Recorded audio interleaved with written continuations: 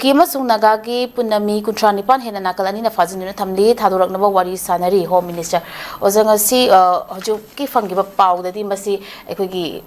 kanglup anigi kuki fazin thamliba singasi kharadi thadora e habigi pawdi leire oza masida lakchani oza kuki kanglup anigi maina hostess oga nakan amam fazin thamnaraga masida mi onthoknabagi fibam ama lagli oza samatang oza kamani yengbe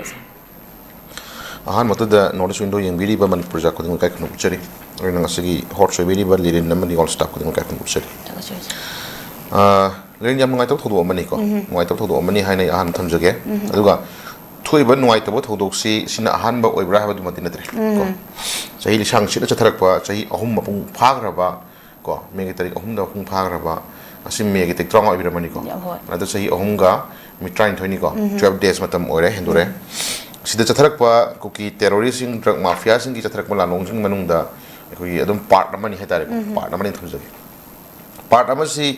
karma part no khan hetare gadi yamna koi terrorist terror sathi ba hetare ko terrorist sathi ba dum ba machat nai da ba yamna prajami yamna ngakpi ba ngamoi da ba hetare ko adum ba machat na ma hetare ko chatharak pa manungi cham ba normally khana chen na bagi sauna bagi na tarana ngaki nuai na da bagi lakpa machat na ta ba thawena tawge na tawba dum ba terror gi hena sathi ba ko terrorist na sathi ba dum ba machat na haidare ko terrorist na sathi ba machat na gi manung yauja ba dum ba machat na mani na khoi thongge ba hamra maram di moi se khoina ngasai sai area si da kana kana kum kharna ngasai gi khoina yamna ngang ba da ngasai gi kari haini khari yeng na ngang si moi da ka togum si da togum si kaina saksi ma ngam kam khar lai ri ko khoi hajini gi da saksi ma gi matam de si di ko aduga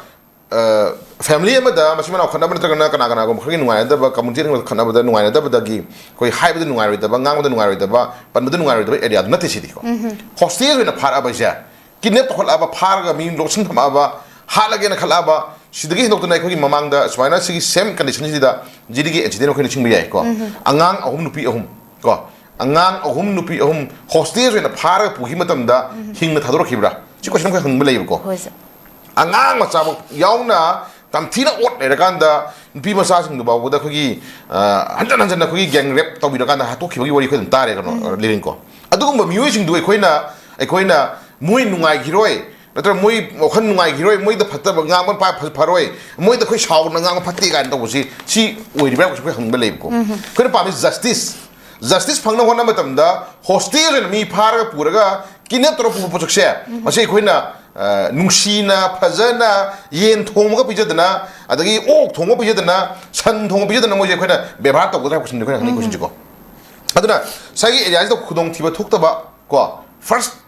han maru ba khongthang di karino akhoi civilian jing du hana kanna hona bhai bisna khoi han khongthang amani number 1 ko moi bu kanna hona bhai basi government ma thaw mani moi bu kanna hona bhai basi akhoi lebiri ba any kind of project khoi thawni ko but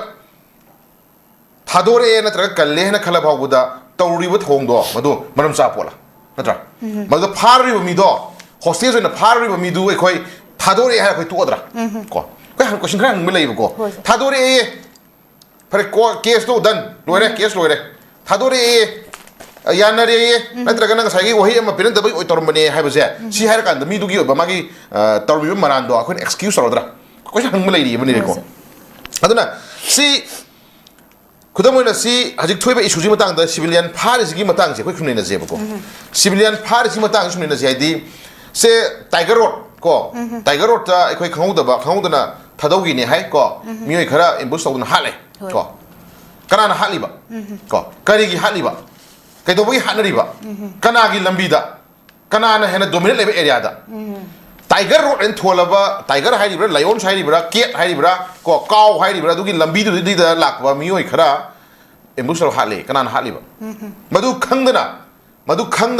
madu gi feelings ma khangdana ta community amagi mioi khara ekta pulak phar ta pu je masi maram sabra that means adum tapadi kanan khangni hali du moi masi tok bor madi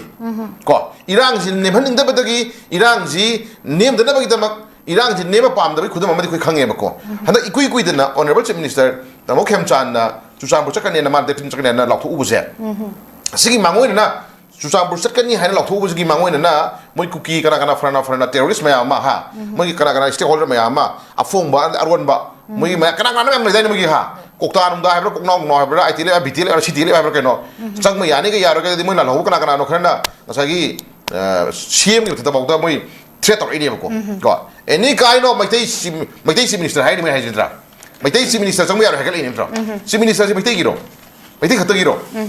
manipur da khunda mene community 34 community sigi leiba praja miyam sigi apun ba dumba leader mani CM si dra adu ma leader ma da maitai si minister changma yar ga mai threat or man sabra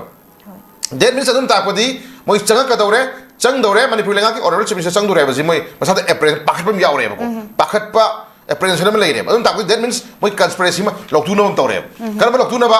ko no moi kapa mi hat pa na tra ka crime ma thoga di chang tabi khala kanda kana hani lai mi sing du moi sa gi tiger lion ai di kai wam haining ko no le ko taseng na tiger du na mu tiger ki sango loragaก็น้องกูมาคุยโอ้แล้วก็ใครนี่ตัวภาษาหมอคนชามาขนาดโอ้แล้วก็มีจะชิคปี้ดีแบบก็ชิมเคยหลักเลยมั้งก็มีจะจี้แบบนี้นะแกตัวเนี่ยก็จี้ก็ดูดักพงตั้งตาทำแบบนี้แบบนี้นะเอาไว้องค์ขลักกันแต่ไอ้คนจะจี้มันมีใช่ก็เราจี้หงดูนะชิคปี้นี่คุยนะชิคปี้นี่ก็ตะกี้ฮัมเบียงนะชิคปี้นี่ข้างกระโดดเลยนี่นะมาดูจี้พอตัวข้างหลังก็มันจะหาตัวนะครับหาตัวนี่แกตัวเนี่ยชีแบบนี้แกตัวเนี่ยชาวจีนนั้นชากันแต่มึงแกตัวเนี่ยอ่อนฉันแล้วก็มึงkana cũng cầm một chiếc khăn tamo reason nam khang dingai maram nek ta blame tawre yam chaw blame ga hai ge bako adu gi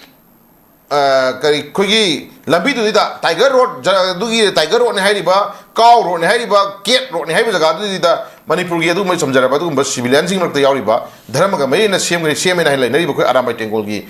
chinau sing area sum pak chen bi mai na ko aram bai tengol na tawni ga na hin bi ta adi Huran am ko taw hoba huran am ko na pi pa hai ba furan bagi magi tarani ma pui no mai na moi na haining ba hai ba aram bai tengol pakchen ba bai tei kangu sang pakchen ba village khunga ko pakchen ba ko on thora ga du am ko dawre sunu ka na mu ka dawre to pa ko gi naga gi sinau sing phajan ba ko oi naga gi sinau sing naga ga mari na bai sinau sing na tawbani hai ra ga di kari dam te 80 da hanang badna pi bano ba kari dam te 80 bai tei da hanang badna pi bano ba den amra ka to gi am naga gi sinau sing na mu chang do ra khre ko